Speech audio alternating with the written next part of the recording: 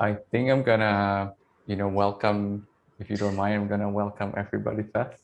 Yeah, sure. Yeah. That's it. So welcome, everyone. Let me just start with the introduction. Thank you for attending this webinar. And no matter where you're joining us from, very glad to have you here today. And my name is Daylon. I'm the founder of CuriousCore, and we help mid-career professionals transition into user experience design and also enable customer experience in larger organizations. So today we're having a conversation about customer experience, fluency, and also about managing teams and high-performing teams with Mulyadi, which is he's dialing from Indonesia, and he's actually based there as a coach.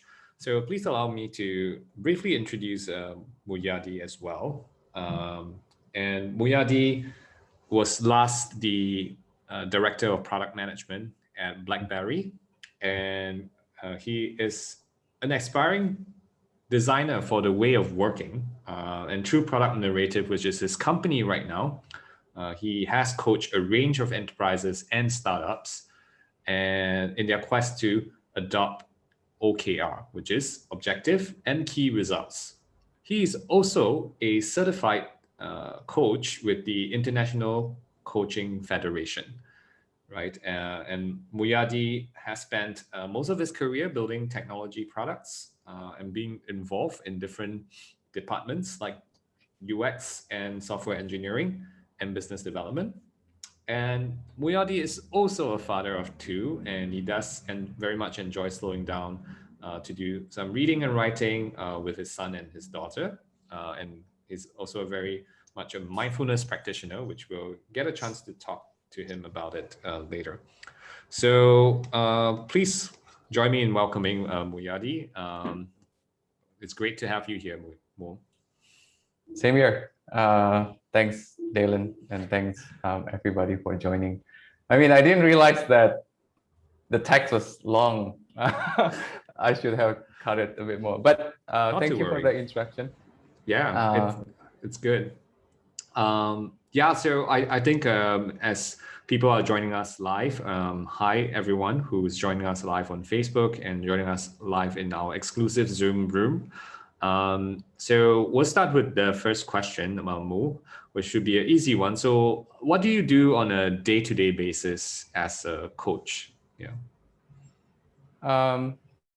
So I'm going to use this container or a label. I'm serving as an OKR coach. So my day-to-day is I'm working in organization who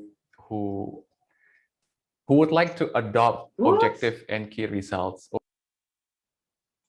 Wow.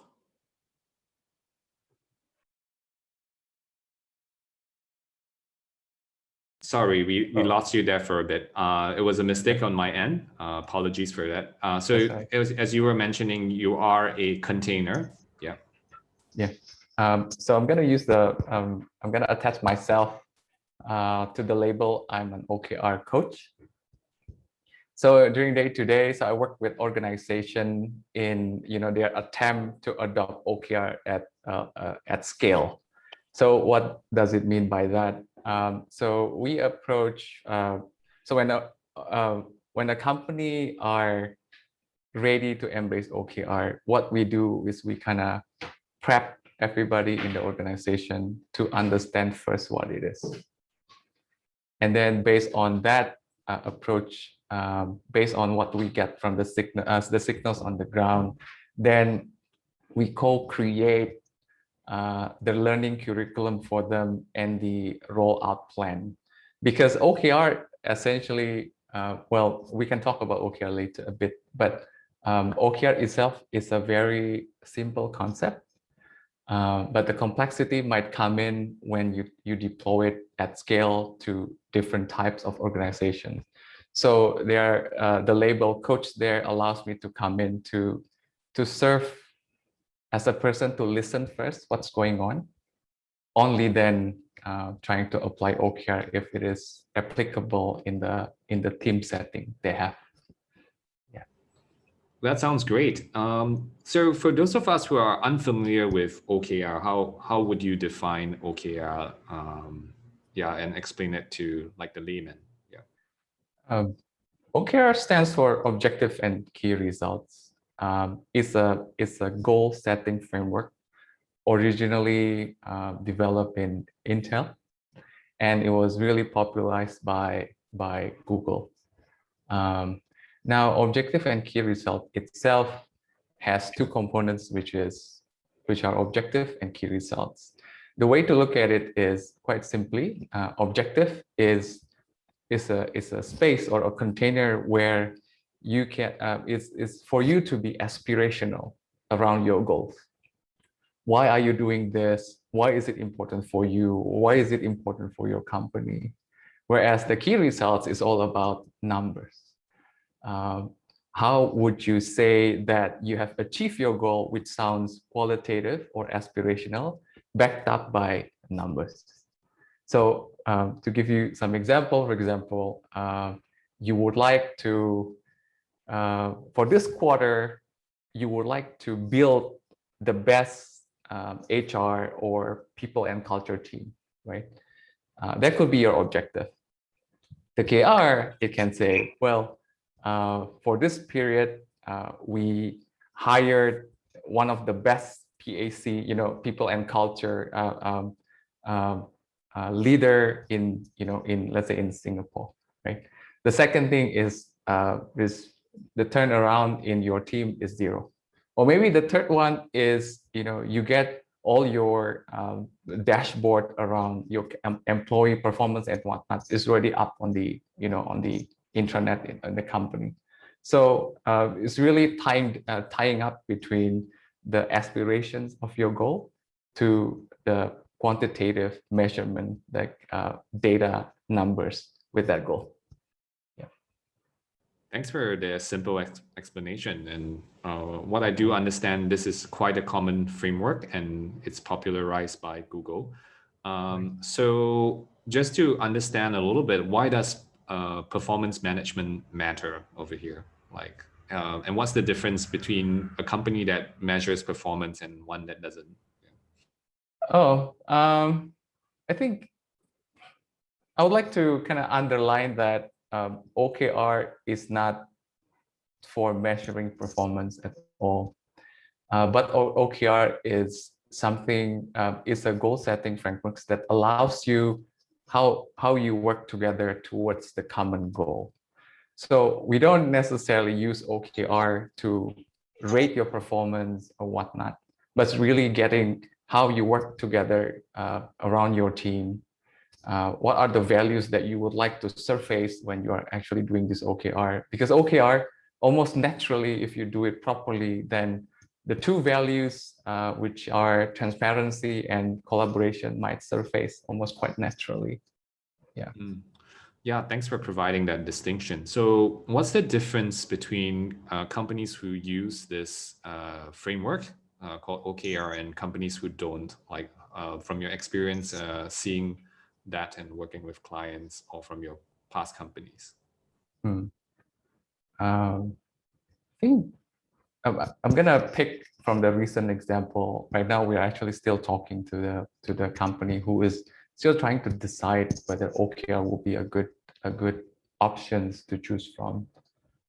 So it kind of ties back to the why we are building product narrative itself, because we believe that in the VUCA, like volatile, uncertain, complex and ambiguous business environment, leaders must rely on self-coordinating teams instead of a top-bottom approach, because things change very quickly, very frequently, right?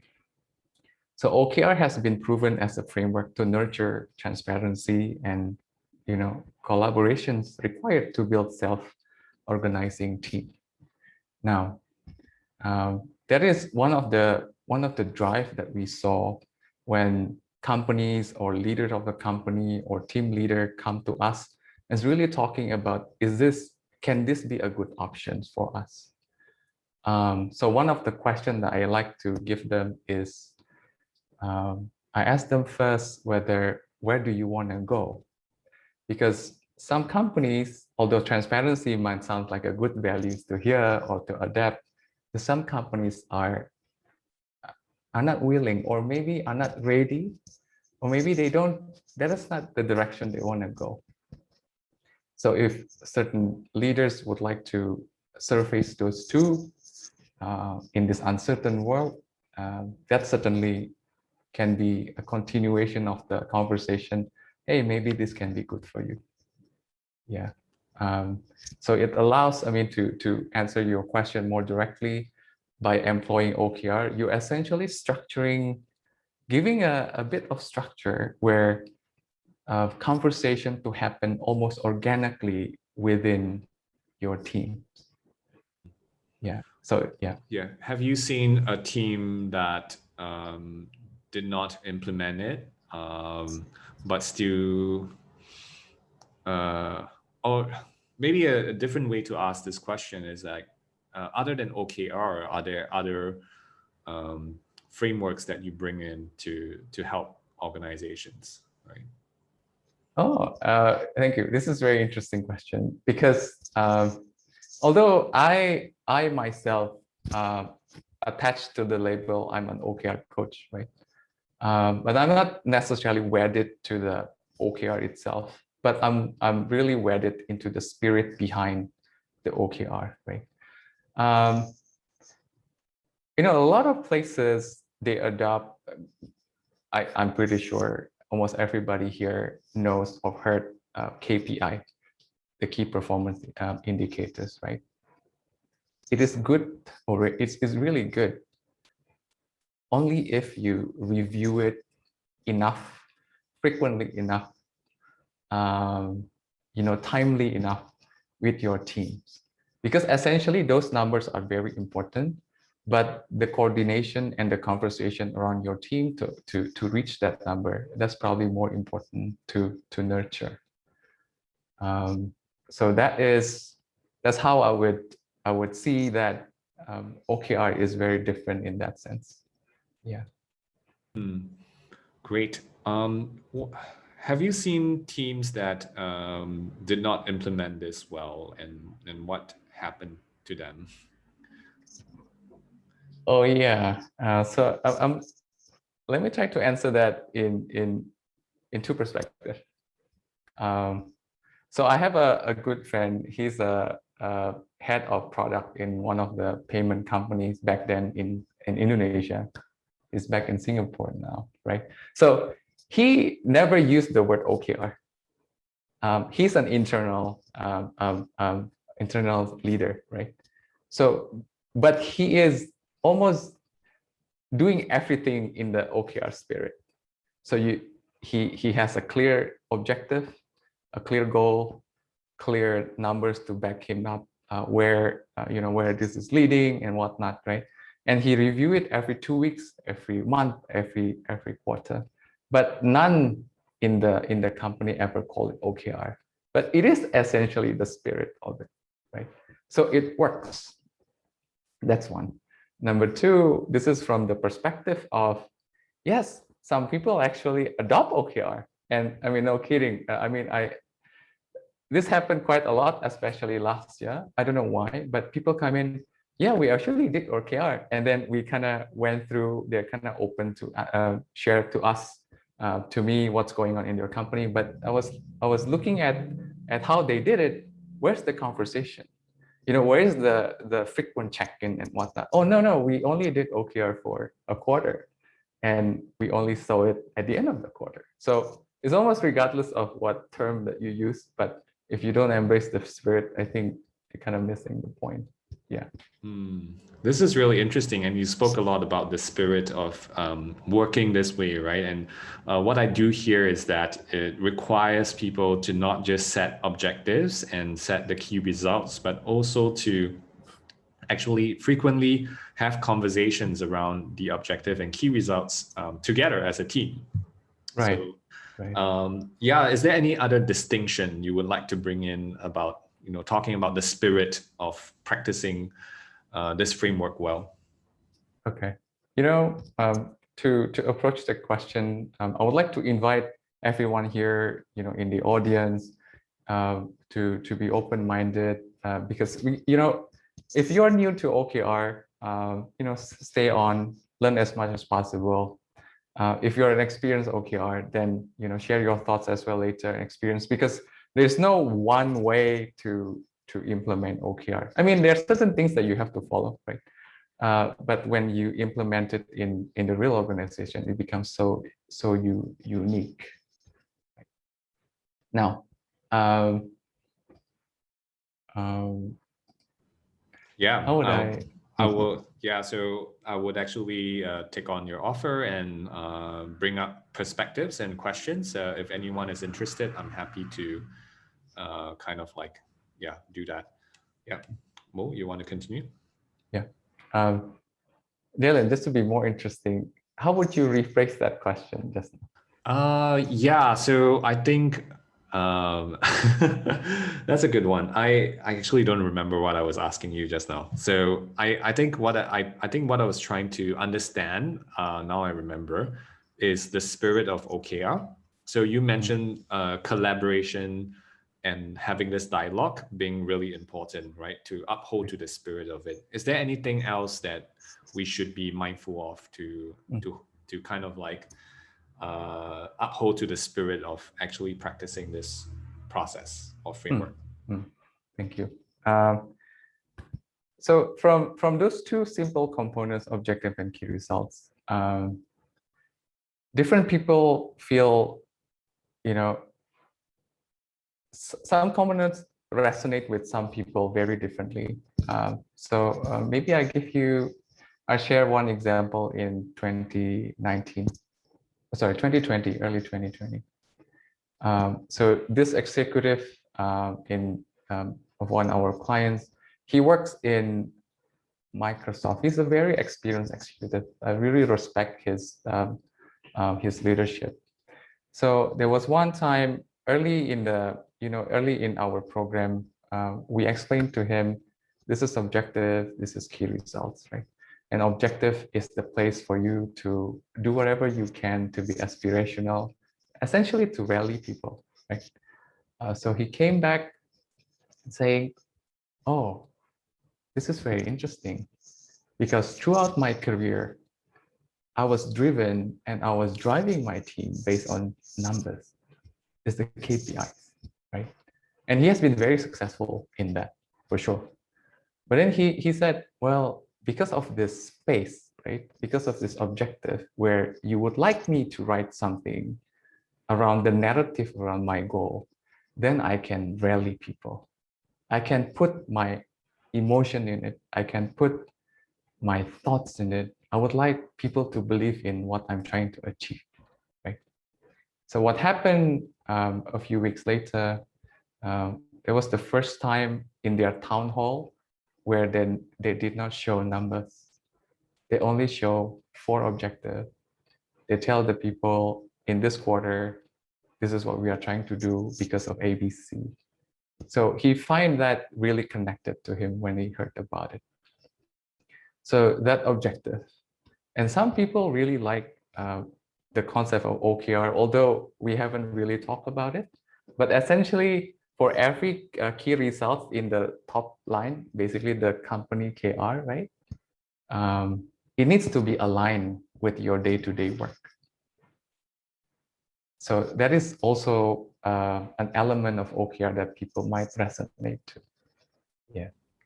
This is really good. I think what I hear you say is how, framing the objective is in a very aspirational way actually connects to people emotionally. And as it connects to people emotionally, it inspires them in a very, very different way versus like setting a KPI, which is a lot more numbers driven. And the fact that the other distinction that you mentioned was also on the key results and how it should be related to what they do on a daily basis. If not, it shouldn't be there. If not, we are aware of the disconnect between what they do on a daily basis and the OKR that was planned together. Right. So very interesting distinctions. I think I appreciate that. And we have a question from the audience, and Nikesh mentioned, if we want to implement and we want to test OKR, how long should we be prepared to take? What's the minimum timeline? And I'm also going to let you know that there's some audio scratches, so just be mindful a little bit on your shirt and your microphone scratching each other. Okay. But yeah, just to repeat the question, Nikesh is asking if someone wants to test OKR, what should be the minimum timeline? Yeah. I would need to ask a few questions back, actually. But let me answer first with my assumption. If you like to test OKR just within your team, right? It doesn't, you don't go across the team or anything, just your team. The fastest that we saw was in 5 weeks, you will be seeing the benefits.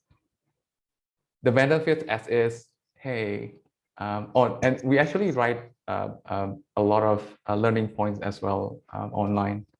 So I can pick this particular team. The leader, this is a product team. He said, after 5 weeks of doing OKR quite properly, and they had a weekly check-in, he said, the number of messages that I do on my Telegram to do coordination work is like reduced so much. That is just one benefit that you might see in 5 weeks. Well, more, can it be more than 5 weeks? I mean, maybe, right? His team is total with himself is 9 people, right? So essentially, yes, you probably can go faster, but that's the data that I have on the ground. Now, if Nikesh, the question was, if this is for a company of 115 people, then I think 5 weeks will be impossible. I use the word impossible because essentially when you would like to adopt anything really, you're trying to build a group habit, right? Building a personal habit, just myself trying to do yoga every day, it took 2 years. So if you like the group habit to come up naturally in 5 weeks, I think it will be a tough task. Yeah. So if Nikesh would like to kind of add some or context, give specificity, then I'll be happy to answer that. Yes. Yeah, feel free to type in chat, Nikesh, if you want to add more context, and I'll forward them to Wolf. So just a follow-up question, and to understand a little bit, when it comes to teams, right? And you mentioned there's a difference between managing your own team and I guess managing an entire organization. It's very different. So my question is, how do you build high-performing teams? Like in general, yeah. And I guess your context is coming more from Indonesia and Asia, where you worked. Yeah.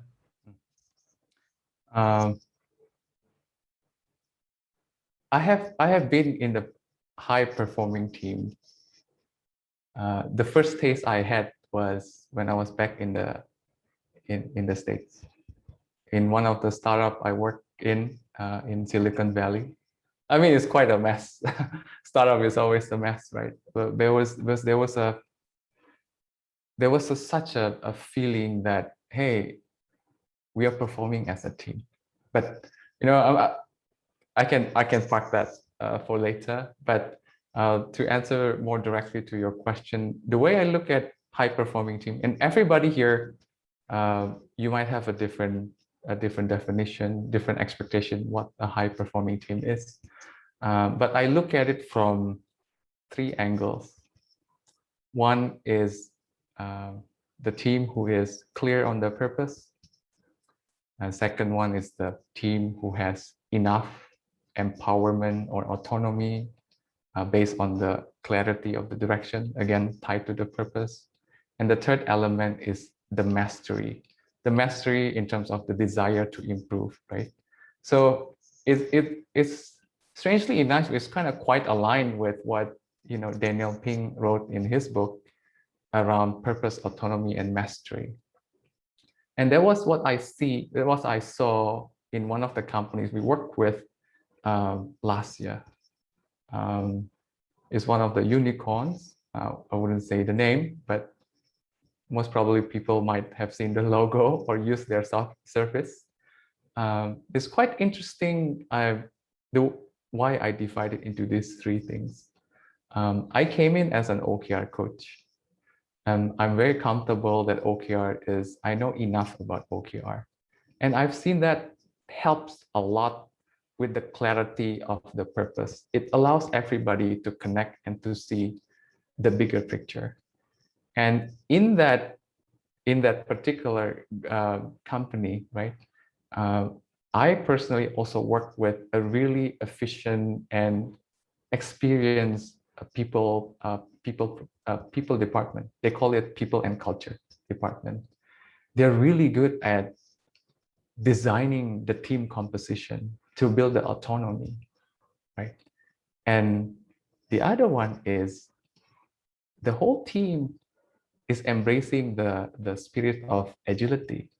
I mean, I'm not going through like, oh, there are actually 40 plus methods of agile, right? I'm not going there, but just the spirit of, iteratively improve things, again and again and again.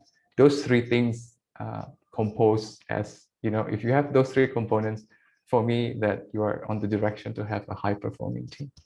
Yeah. Yeah, this is really great. I mean, I love how you bring the distinction of mastery, autonomy, and purpose. And I think earlier you mentioned how this aligns with the spirit of it, right? Purpose being the conversation the team has with each other. Mastery being like this continuous improvement. Autonomy being like they feel like they're doing it themselves. So I was just wondering, we have a follow-up question from Nikesh, right? He's giving some additional context, and he's saying that he's looking at a OKR implementation for a sales team that has multi-layer reporting, probably around the size of 500 plus, and mostly non-managerial stuff. So mostly individual contributors. So yeah, how might you design, say, a implementation program for them? I'm trying to relate with the question. I'm working for a bank right now, so insurance bank. They also have many non-managerial staff, right? Total size is, I think at this point, is 200 plus people, right? So essentially, although you are asking Nikash asking about the timeline, I can't predict the timeline. But how I would go about it is you start small. Okay, people heard start small all the time, right? But in this specific context, if you have 500 people, please identify the team that is always have something to improve on for inside the company. So essentially, it could be the product department, or it could be you can start from the very top. When I say start from the very top is, if top is almost like a triangle, start with that layer first between the CEO and maybe his 5 or 6 generals. Try to adopt that first.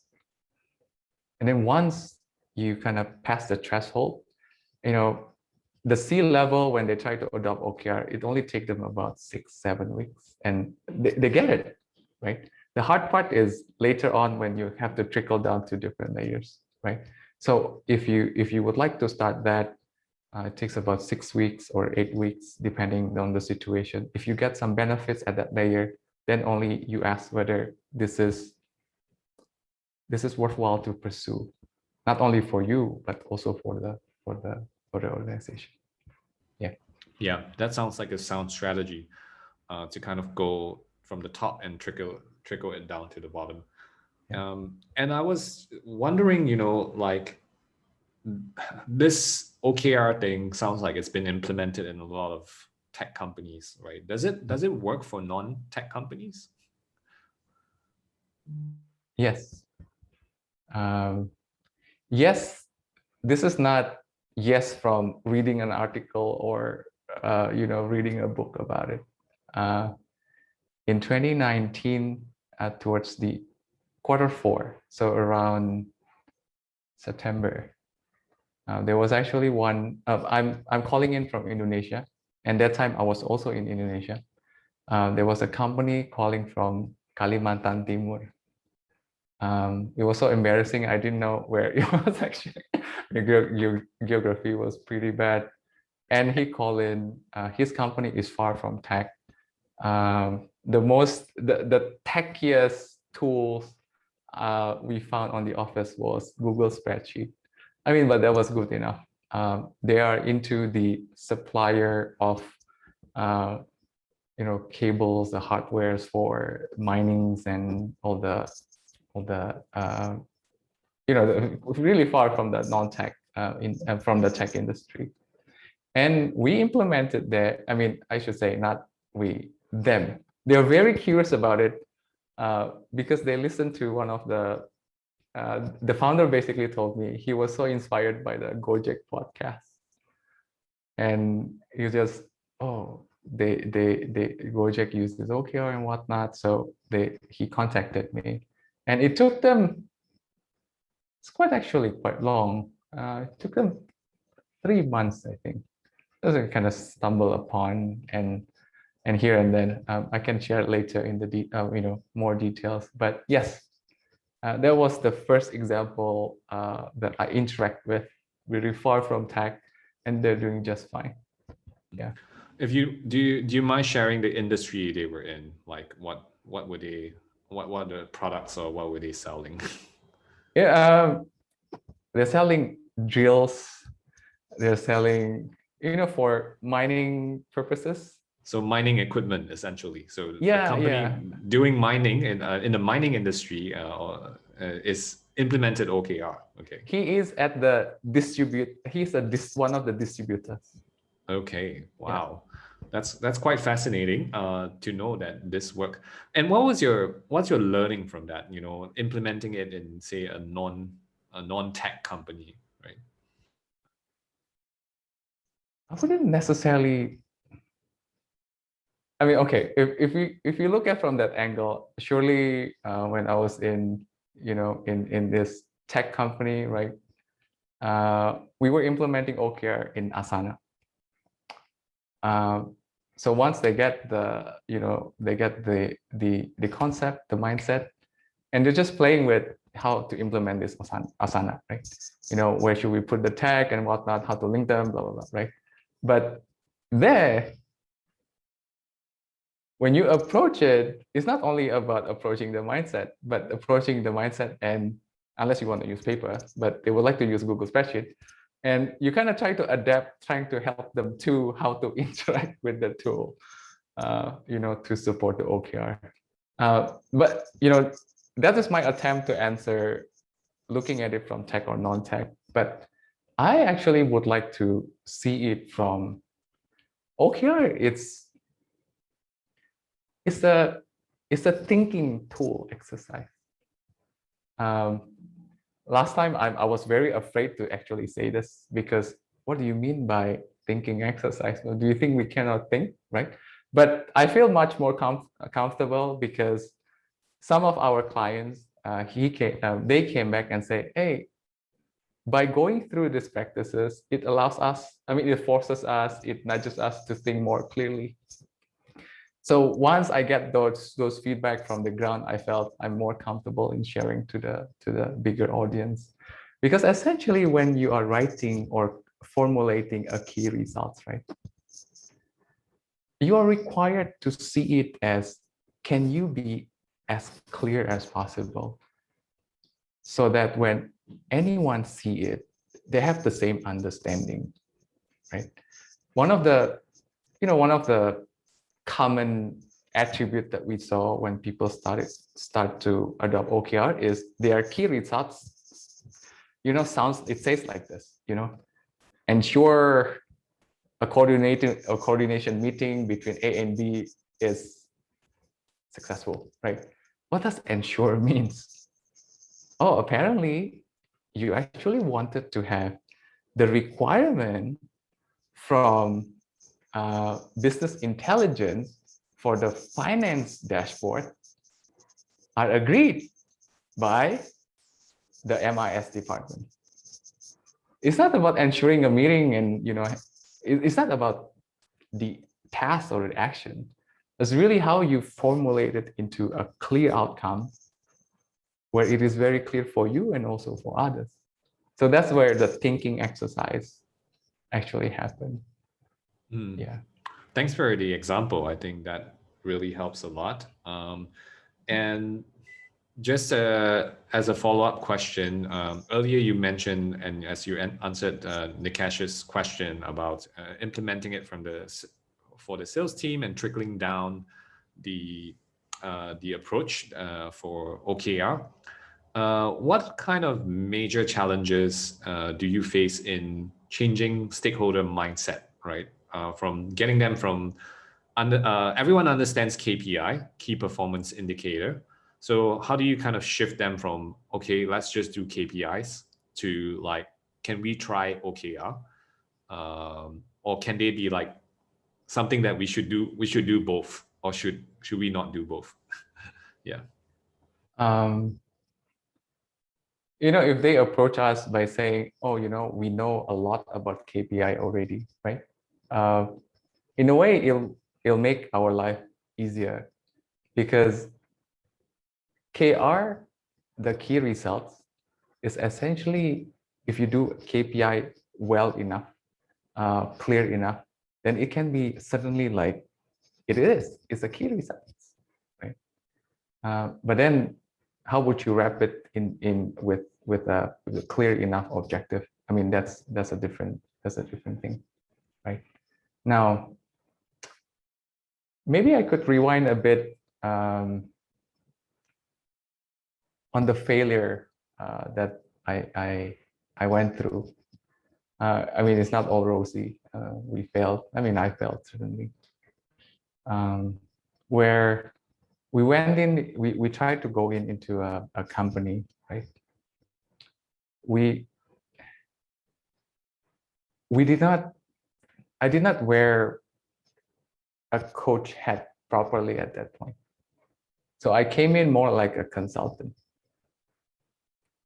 where I came in, this is, the leader, the sponsor says, yeah, we're gonna approach, use OKR, we try it. But the most important part, which is the people, I don't understand where they are yet.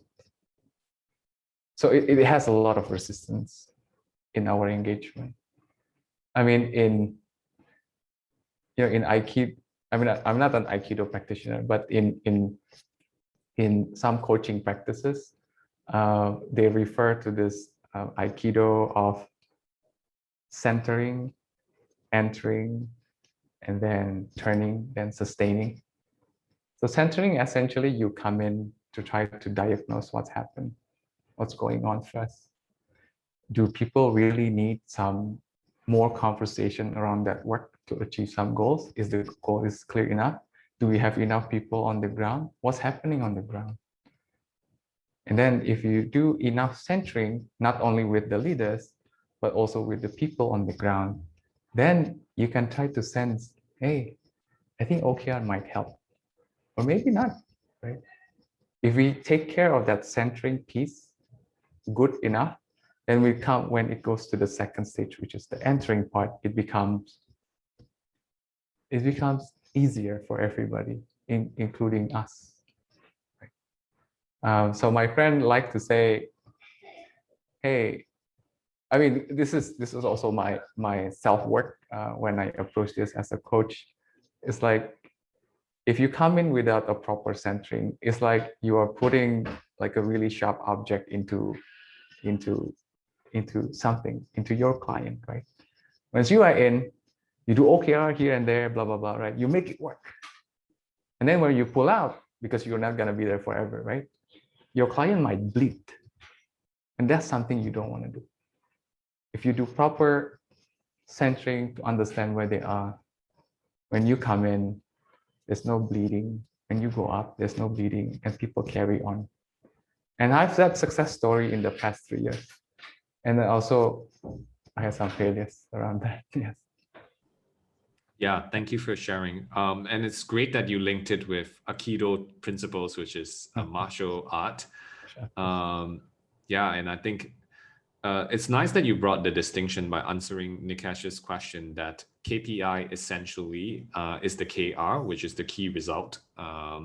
And there's actually no conflict in terms of implementing OKR. So OKR sounds just like you're adding additional objective, which is very aspirational, as you mentioned it, could be, and can actually inspire people and inspire conversations for teams to work better together. Sounds like it. Yeah. So I'd like to actually understand, well, this is quite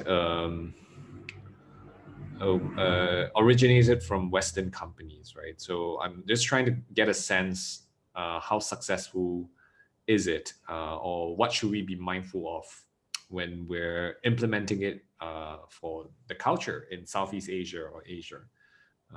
Yeah, like, is there anything we should pay a little bit more attention to when we're kind of working with this or implementing this practice in Asia? Well,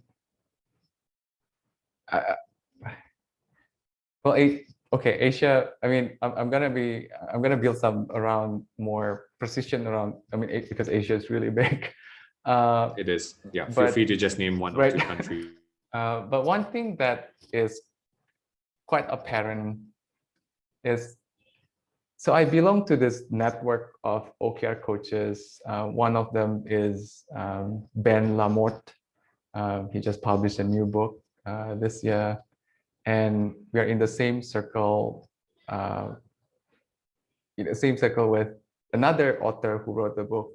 His name is Christina Woodkey. He's a lecturer in Stanford.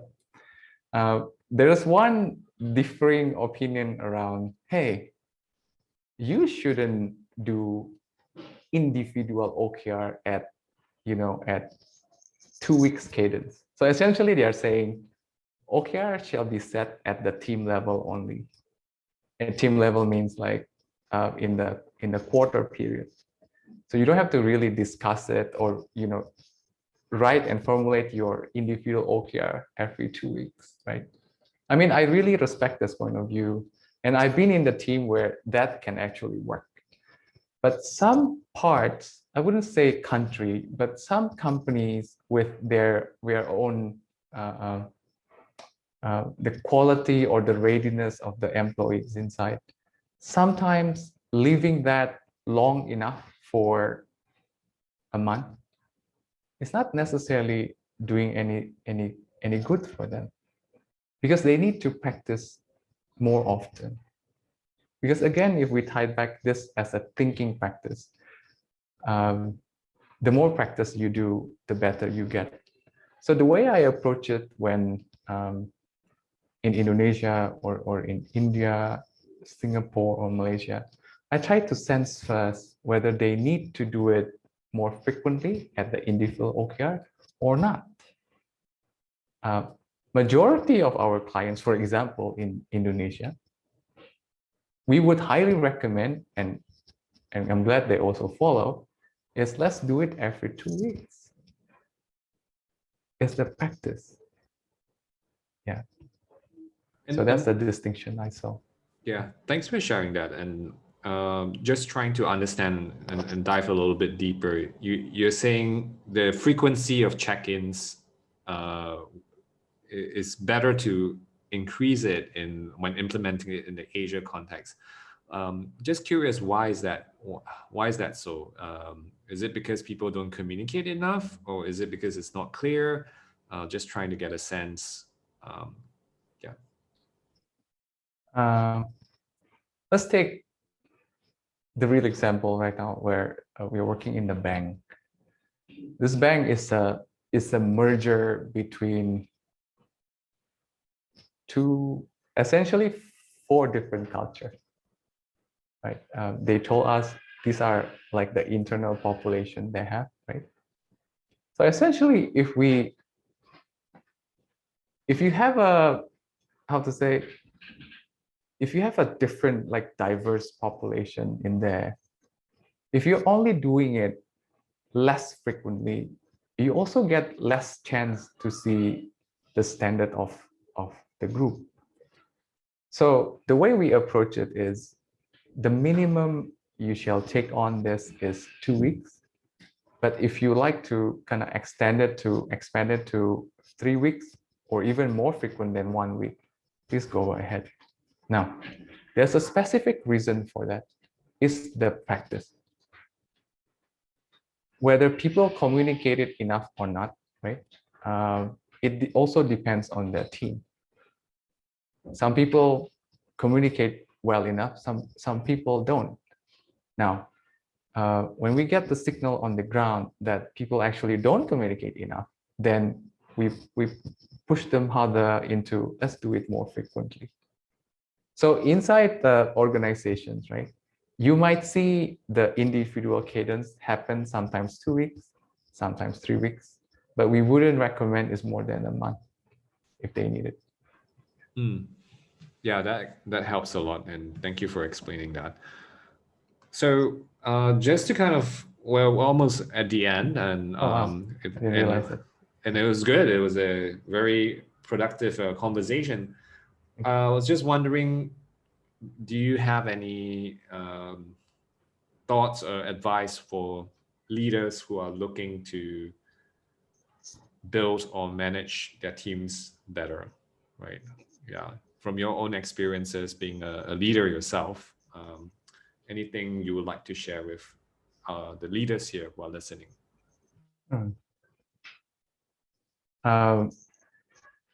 This is the advice I'm sharing to others.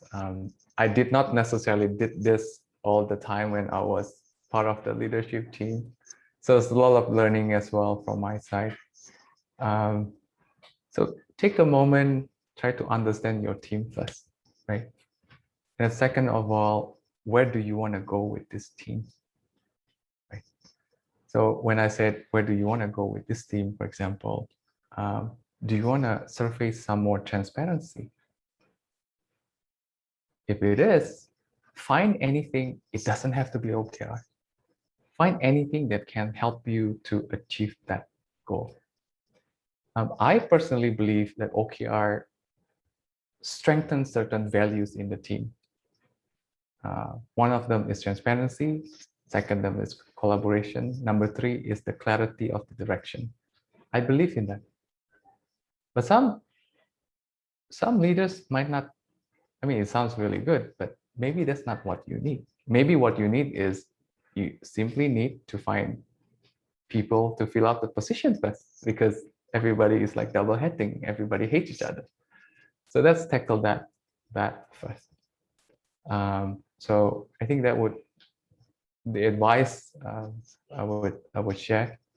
Find out what you need first, because I'm trying to wrap up that question with the way we look at kind of like questions or inquiries or people or leaders looking about OKR, whether to adopt or not, right? One category is they're really clear. This is the culture, the values I want to build. And they ask me, do you think OKR can help?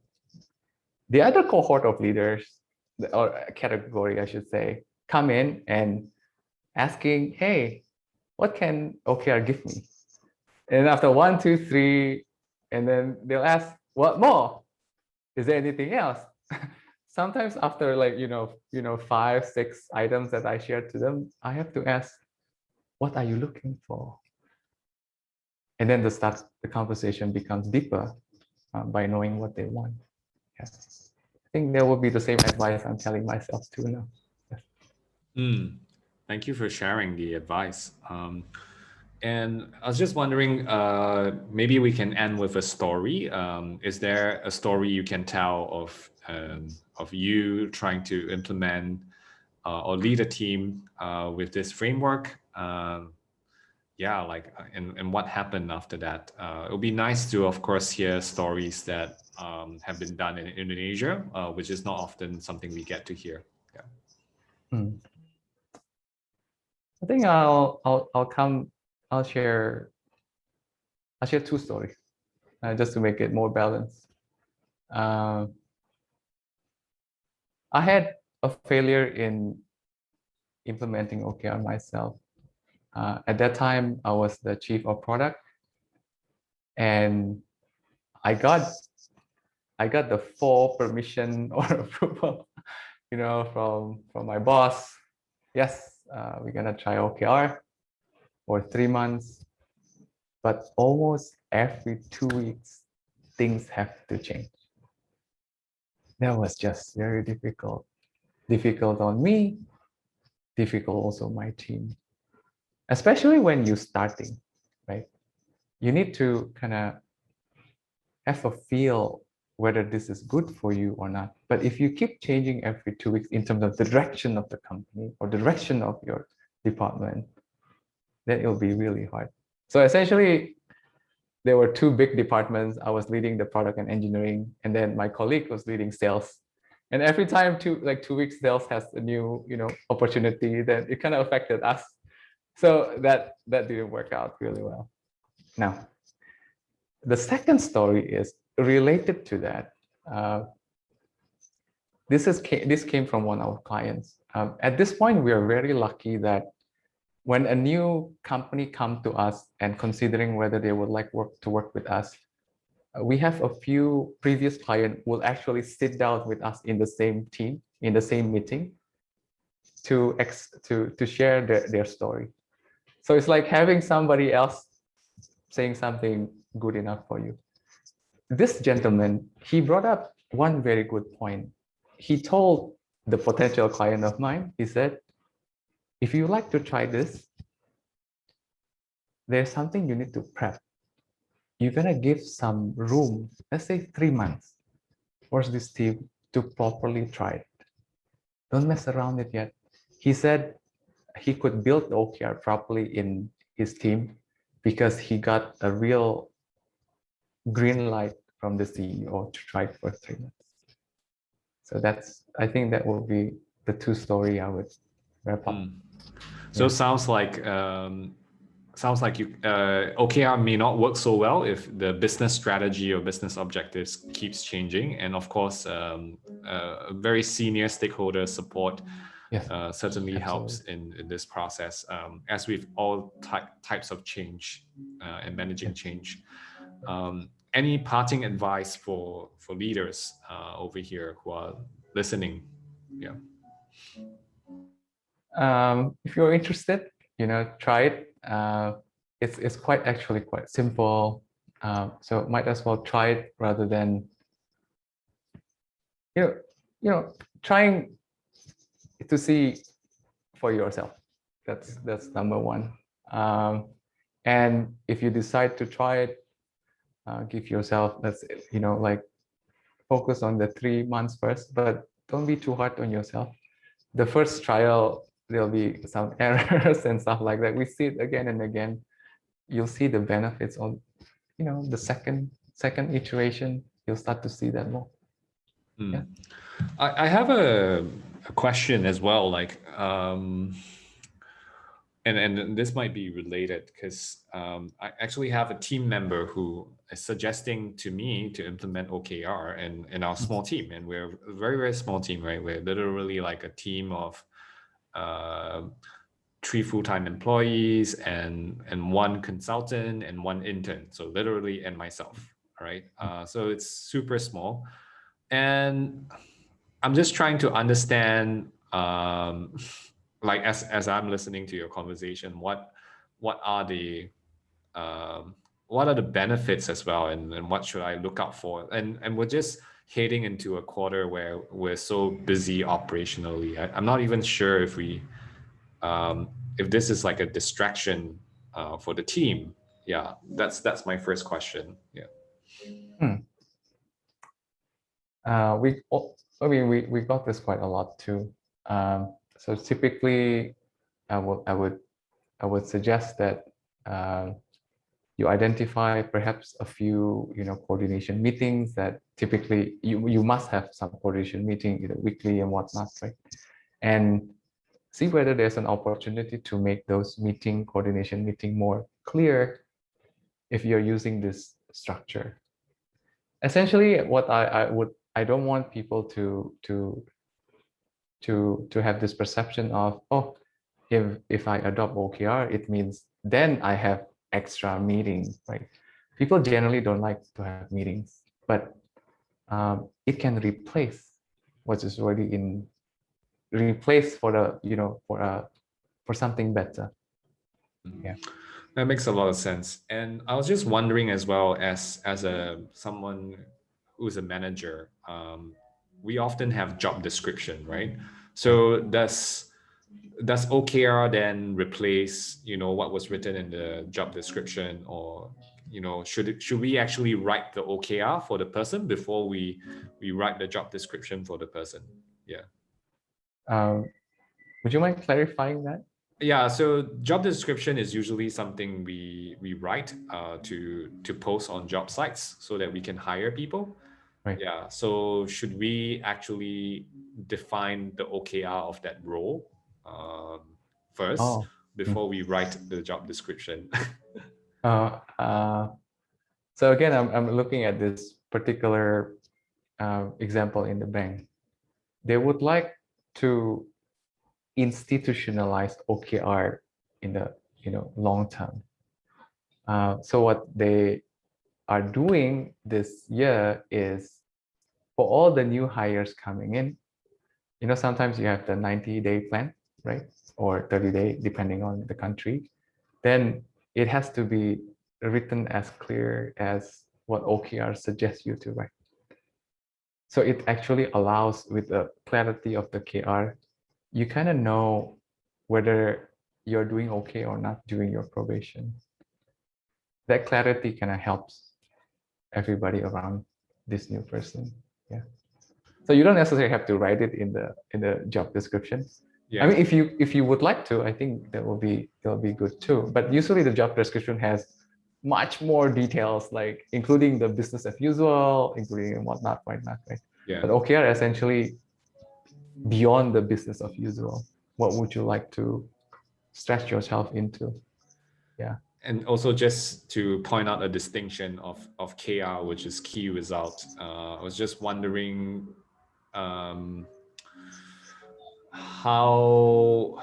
what is a good example of a key result then? Like, is it I guess to reframe this question, right, for key result, when we're describing key results, it's not so much about doing something, right? It's about the result. Yes, about the outcome. Yes. Just to be super clear.